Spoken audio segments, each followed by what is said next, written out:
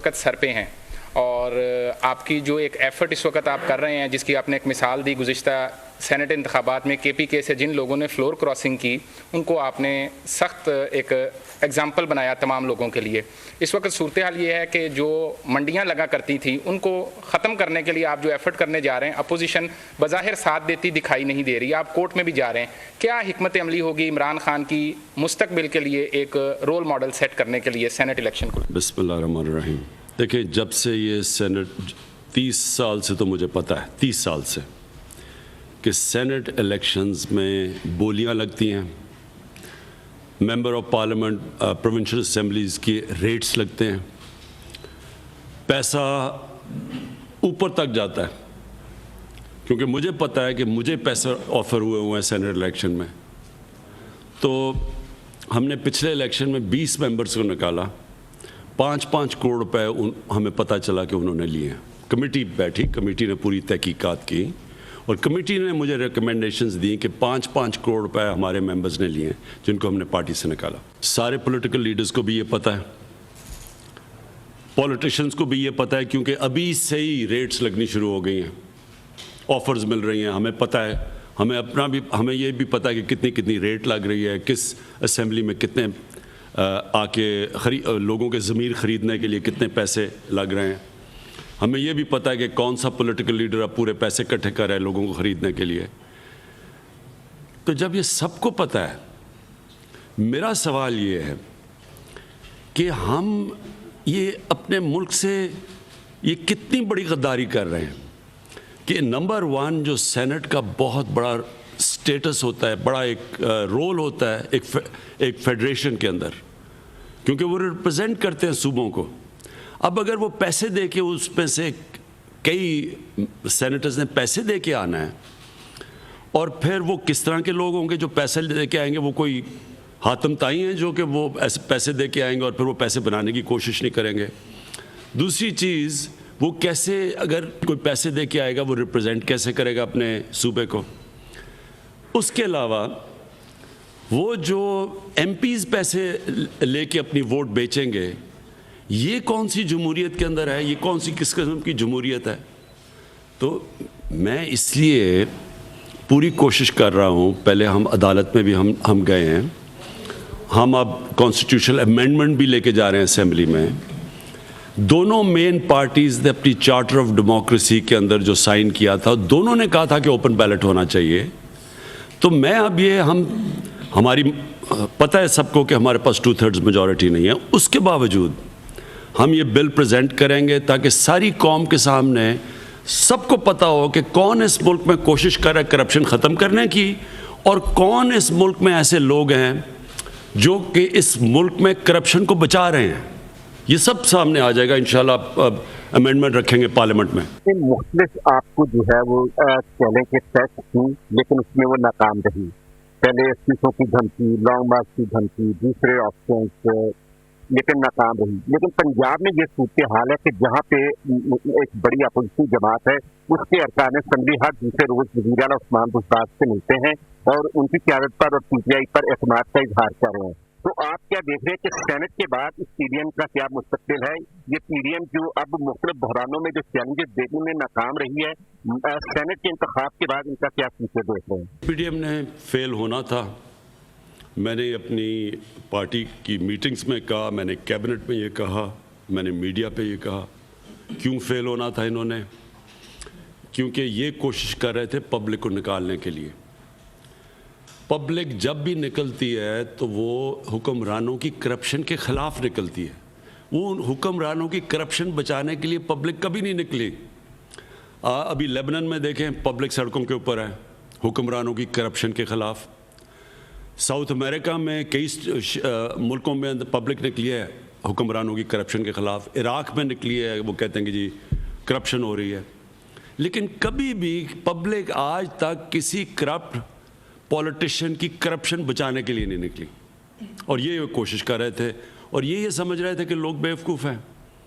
لیکن اس سے بڑا بیوقوف ہوتا ہی نہیں ہے جو پبلک کو بیوقوف سمجھے، اور یہ ثابت ہو گیا۔ مینار پاکستان جو ہم نے 4 دفعہ بھری ہے، کیونکہ مینار پاکستان تو بھرا ہی تب جاتا ہے جب لاہور کے لوگ چل کے آئیں۔ تو جب لاہور کے لوگ نہیں نکلیں گے، آپ جتنے مرضی باہر سے قیمے کے نان کھلا کے لوگوں کو لے کے آئیں، کبھی بھی نہیں بھرا جاتا. تو یہ جو فلاپ ہوا ہے پی ڈی ایم، اس نے ہونا تھا. سارے ملک کے بڑے بڑے ڈاکو اکٹھے ہو کے مجھے بلیک میل کر رہے ہیں کہ جی آپ کی گورنمنٹ گرا دے گی اگر ہمیں آپ این آر او نہیں دیتے، یعنی ہم نے جو ڈاکے مارے ہیں ہمیں معاف نہیں کرتے. تو اس نے تو فیل ہونا ہی تھا. اور یہ آگے بھی ان کا یہ اپنی پارٹی سے اکٹھا رکھتے ہیں، جی حکومت کل جا رہی ہے، حکومت پرسوں جا رہی ہے، حکومت 2 مہینے میں، تاکہ ان کی پارٹی اکٹھی رہے. کیونکہ نظریہ تو ہے ہی نہیں. کسی پارٹی کا لیڈر ریولوشنری بننے کی کوشش کر رہا ہے، خود دم دبا کے بگوڑا ہو کے لندن بیٹھا ہوا ہے، بیٹے اس کے باہر بیٹھے ہوئے ہیں، وہ جواب دے نہیں رہا، سپریم کورٹ میں کنوکٹڈ ہے، اور وہاں بیٹھ کے وہ سمجھ رہے کہ انقلاب آ جائے گا. ٹرانسپیرنسی انٹرنیشنل کی رپورٹ آئی، ویسے تو پرسیپشن بیسڈ رپورٹ ہوتی ہے، لیکن سم ٹائم پرسیپشن جو ہے وہ ریالٹی سے بھی زیادہ اس کی ویلیو سمجھی جاتی ہے.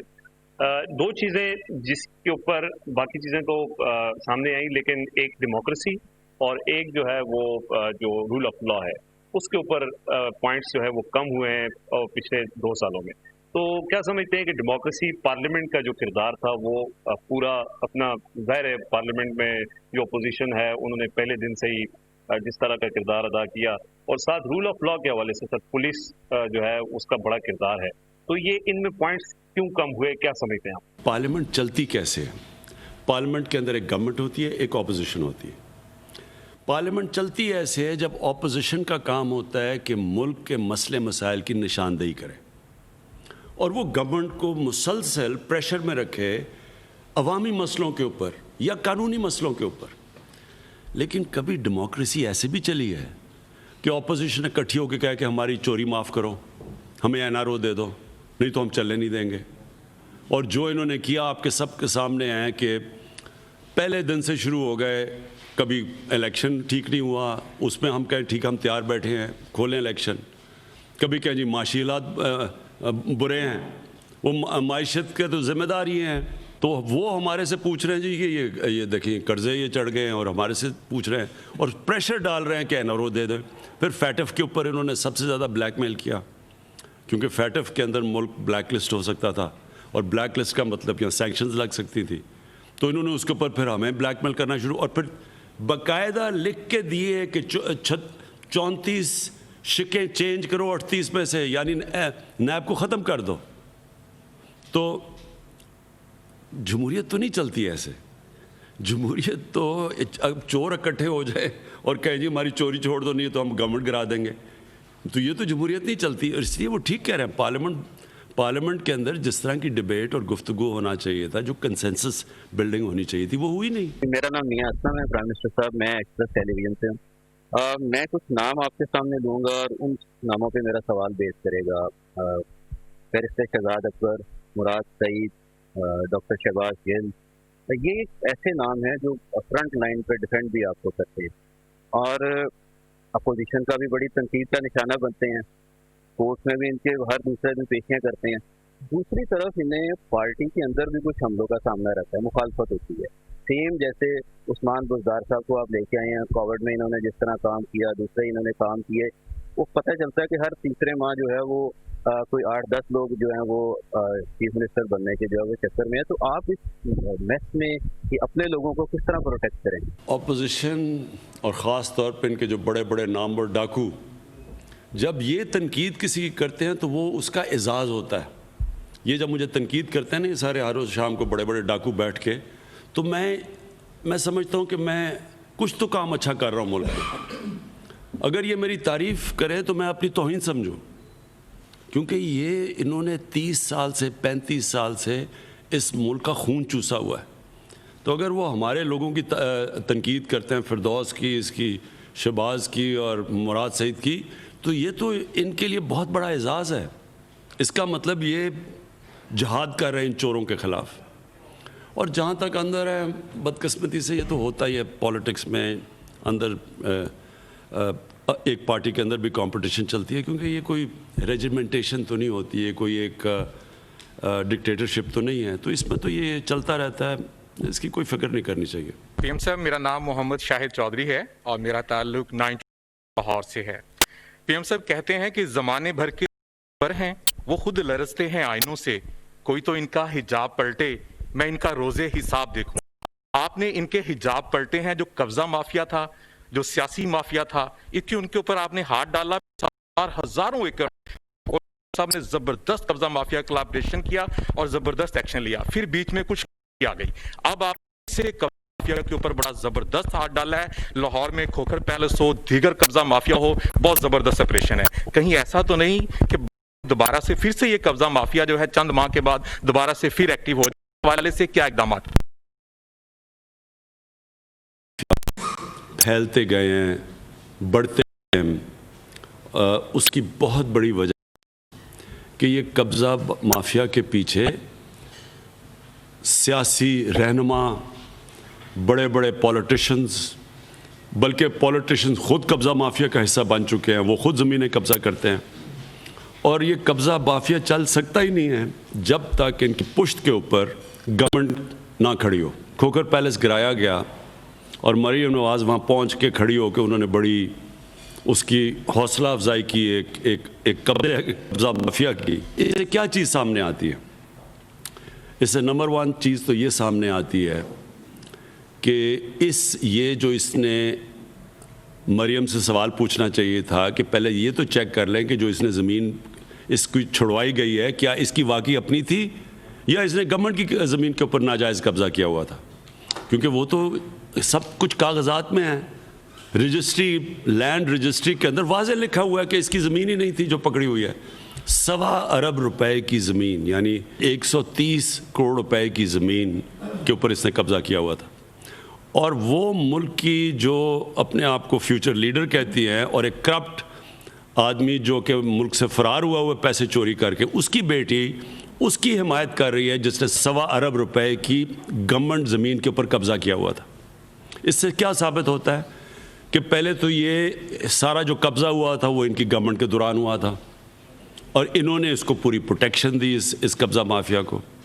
اور پھر اس قبضہ مافیا سے جو اگلا سوال ہے کہ وہ جو ان کی خدمت کرتا تھا وہ بھی پتہ چلے کہ کیسے کیا خدمت کرتا تھا.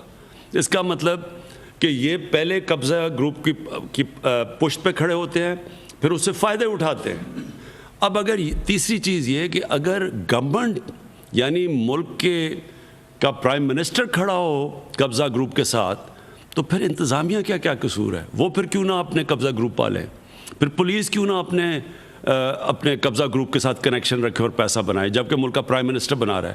تو یہ جو قبضہ گروپوں نے ملک میں تباہی مچائی ہوئی ہے, شہروں میں سب سے زیادہ بیرون ملک پاکستانی جو ان کی زمینوں پہ قبضے ہو جاتے ہیں, وہ بیچارے محنت کش جا کے کمائی کر کے زمین خریدتے ہیں, اس کے اوپر قبضہ ہو جاتا ہے. یہ اس لیے ہوتا ہے کہ پیچھے ان کے یہ بڑے بڑے ڈاکو جو پولیٹیشنز ہیں یہ کھڑے ہوتے ہیں. تو انشاءاللہ پولیٹیشنز کے پیچھے بھی ان کسی بڑے بڑے ڈاکوؤں کو ہم نے نہیں چھوڑنا, کوئی این آر او نہیں ملے گا, اور ان کے جو نیچے بیٹھے ہوئے ہیں قبضہ گروپ, ان کو بھی ہم نے کسی کو نہیں چھوڑنا. میرا اس سوال آپ سے مولانا فضل الرحمان کے اوپر تفصیلی ہوگا. پی ڈی ایم بنی, آپ کی حکومت کے خلاف 11 جماعتوں نے پی ڈی ایم بنائی, مولانا فضل الرحمان کو اس کا سربراہ بنایا. استعفوں سے بات ہوتی ہوئی اب فارن فنڈنگ تک پہنچ چکی ہے. پیپلز پارٹی اور نون لیگ سے نالا ہو کر مولانا فضل الرحمان نے یہ اسٹیٹمنٹ دیا کہ اگر فیصلے مریم اور بلاول نے کرنے ہیں تو وہ پی ڈی ایم کے سربراہ کیوں ہیں. اس کے بعد ساتھ ہی آپ نے ان کے اوپر فارن فنڈنگ اور کچھ غیر ملکی ممالک سے امداد کے حوالے سے, فنڈنگ کے حوالے سے بھی کیس الیکشن کمیشن میں ڈال دیا. آپ کو کیا لگتا ہے کہ مولانا فضل الرحمان اب پی ڈی ایم کے سربراہ رہیں گے؟ کیا دیکھ رہے ہیں کہ وہ فارن فنڈنگ کا سامنا کریں گے یا آپ کی حکومت کے خلاف احتجاج کریں گے؟ فارن فنڈنگ کا ایک ایسا ہوا کہ انہوں نے تحریک انصاف کو پھنساتے سارے خود پھنس گئے. جتنا بھی آپ یعنی فارن فنڈنگ کیا, آپ جو اکاؤنٹس ہیں پولیٹیکل پارٹیز کے, مجھے بڑی خوشی ہوئی ہے کہ انہوں نے یہ اٹھا دیا ہے. اب ہم چاہیں گے کہ یہ اپنے منطقی انجام تک پہنچے. ساری پارٹیز کی فنڈنگ کی پوری اسکروٹنی کی جائے الیکشن کمیشن, اور جب یہ اسکروٹنی کریں گے, میں آج آپ کے سامنے پیشن گوئی کرتا ہوں کہ ایک پارٹی کے سب سے بہترین اکاؤنٹس ملیں گے. اس پارٹی کا نام ہے تحریک انصاف, جس نے باقاعدہ پولیٹیکل فنڈ ریزنگ کی ہے, جس نے جن ڈونرز نے پیسے دیے ہیں ان کے پتہ ہیں, ایڈریس. 40,000 ہمارے پاس ڈونرز کے نام ہیں. کوئی بھی ان کو کانٹیکٹ کر کے پوچھ سکتا ہے کہ وہ انہوں نے پیسے دیے یا نہیں دیے. میں چیلنج کرتا ہوں کہ یہ 1000 نام دے دیں, کوئی بھی ان پارٹی میں سے 1000 کیا 100 نام دے دیں جنہوں نے ان کو آفیشلی پیسے دیے. جیسے ہی آپ پتہ چلائیں گے آپ کو پتہ چل جائے گا کہ ان پارٹیز نے پیسے کیسے اکٹھے کیے ہیں. آپ کو یہ بھی پتہ چل جائے گا کہ اگر فورن فنڈنگ ہوئی ہے تو کس کس پارٹی کی ہوئی ہے, وہ بھی پتہ چل جائے گا. اسامہ بن لادن نے کس کو پیسے دیے, وہ خالد خواجہ کی پوری اسٹیٹمنٹ ہے, اس نے پبلکلی اس کی بیوی نے اسٹیٹمنٹ دی ہوئی ہیں. یہ جو مولانا فضل الرحمان کو کدھر سے کون سے ملک سے پیسے, یہ بھی پتہ چل جائے گا سب کچھ. نواز شریف نے جو منی لانڈرنگ کی ہے اپنی نون لیگ کے جو وہ پارٹی فنڈز کے ذریعے, وہ بھی سامنے آ جائے گا. میں تو بڑا خوش ہوں اور میں چاہتا ہوں, اور سب سے بڑا جو اس وقت مولانا فضل الرحمان ہے, اس کو مولانا کہتے ہوئے دینی مولانا عالم کی توہین ہے. یہ کرپٹ آدمی ہے جو صرف دین کو استعمال کرتا ہے اور مدرسے کے بیچارے وہ طالب علموں کو استعمال کرتا ہے بلیک میل کرنے کے لیے اور پیسہ بنانے کے لیے. یہ بتایا کہ اس کے پاس اربوں روپے کی پراپرٹیز آئی کدھر سے ہیں. لوگ محنت کرتے ہیں, کوئی بزنس کرتا ہے, یہ بیٹھے بیٹھے ہی اربوں پتی ہے اس کے, اور فرنٹ مین کے ذریعے اس کے پیسے, بینامی اس کی جو زمینیں ہیں کدھر سے آئی ہیں, کیونکہ یہ ساری حکومتوں میں بیٹھا رہتا ہے سب کے ساتھ مل کے. کوئی اس کو ہاتھ نہیں لگاتا کیونکہ یہ فتویٰ لگا دیتا ہے سب پہ. سارے اس کو ڈر کے اس سے کوئی پوچھتا نہیں ہے اور یہ پیسے بناتا رہتا ہے. اور یہ اسٹیٹمنٹ دے رہا ہے جی نیب کون ہوتی ہے مجھے بلانے والی, کیا یہ قانون سے اوپر ہے؟ یہ جو اس وقت جو پاکستان کے اندر جو آخر میں جو میں بات کرنا چاہتا ہوں, یہ تاریخی جنگ چل رہی ہے, قانون کی بالادستی کی جنگ چل رہی ہے. یہ جو چور ہیں جو کہتے ہیں ہم پاکستان کے قانون کے نیچے نہیں ہیں, سپریم کورٹ فیصلہ کرتا ہے, نواز شریف وہ کہتا ہے میں مانتا ہی نہیں, کیوں نکالا. جو ان کے اوپر الیکشن کمیشن, اس کے اوپر جب اگر ان کے اگینسٹ فیصلہ فنڈنگ میں آئے گا یہ کہیں وہ نہیں ہم مانتے. ان کے اوپر جب نیب کوئی کچھ کہتی ہے وہ نیب کو نہیں مانتے. تو مانتے کس کو ہیں یہ؟ اس کو مانتے ہیں جو ان کے حق میں فیصلہ کرے بس. اور حق میں فیصلہ کرواتے کیسے ہیں؟ جس طرح انہوں نے وہ بریف کیس پہنچائے تھے وہ رفیق تاڑر نے جا کے ججز خریدنے کے لیے, جس طرح سپریم کورٹ کے سجاد علی شاہ کے سپریم کورٹ پہ حملہ کیا تھا ڈنڈے لے کے, یہ وہ لوگ ہیں, یہ مافیا ہے. اور یہ جو اب تاریخی جنگ ہے انشاءاللہ یہ فیصلہ کرے گی کہ پاکستان میں قانون کی بالادستی آئے گی.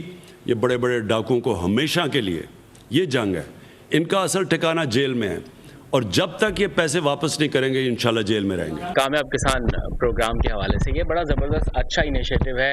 ایٹ دا سیم ٹائمنگ جب سرحد پار دہلی میں کسانوں کے ساتھ اتنا ظلم و زیادتی ہو رہی ہے, مودی رجیم میں بہت کچھ ہم نے دیکھا ہے اور یہاں پر سب کچھ الٹا ہے. کسان آپ کی طرف دیکھ بھی رہے ہیں, ایگریکلچر پیکج کب تک آئے گا اور مزید کسانوں کے لیے کیا ہونے جا رہا ہے؟ ہماری پوری کوشش ہے کہ اب ہم ایک پوری ایگریکلچر پالیسی لے کے آئیں جو اگلے 5 سال 10 سال تک جائے, جو کہ ہمارا پورا چینج کر دے ایگریکلچر جو سیکٹر سارا. اس کا ایک بڑا پیکج آ رہا ہے جو ہم نے اپنی پوری ایگریکلچر سیکٹر کو پورا کھڑا کرنا ہے. ساہیوال میں وزیر اعظم کی میڈیا نمائندگان سے گفتگو ہم آپ کو دکھا رہے تھے. کہنا یہ ہے وزیر اعظم پاکستان عمران خان کا کہ سینٹ الیکشن میں پیسہ استعمال کیا جاتا ہے, سینٹ الیکشن شفاف بنانے کے لیے قانون سازی کر رہے ہیں. پی ڈی ایم کے حوالے سے ان سے سوال کیا گیا. وزیر اعظم نے کہا کہ میرا تو ہمیشہ یہ ماننا تھا کہ پی ڈی ایم کو فیل ہونا ہے. یہ کوشش کر رہے تھے عوام کو باہر نکالنے کی, لیکن انہیں یہ معلوم ہونا چاہیے تھا کہ عوام کبھی بھی کسی کی کرپشن بچانے کے لیے باہر نہیں نکلتے ہیں, عوام کرپشن کرنے والوں کے خلاف باہر نکلتے ہیں. وزیر اعظم نے یہاں یہ بھی کہا کہ عوام کو بیوقوف سمجھنے والوں سے بڑا بیوقوف کوئی نہیں ہوتا. وزیر اعظم نے کہا کہ ملک کے بڑے بڑے ڈاکو اکٹھے ہو گئے ہیں اور انہیں بلیک میل کرنے کی کوشش کر رہے ہیں. وہ چاہتے یہ ہیں کہ انہیں این آر او دیا جائے اور دھمکیاں یہ دے رہے ہیں کہ اگر این آر او نہیں ملا تو حکومت گرا دی جائے گی. جی بالکل ناظرین, پروگرام میں آگے بڑھتے ہیں, کچھ بات کر لیتے ہیں انڈیا فارمرز پروٹیسٹ کی. جیسے کہ انٹروڈکشن میں آپ نے بھی بتایا تھا کہ کسان جو ہیں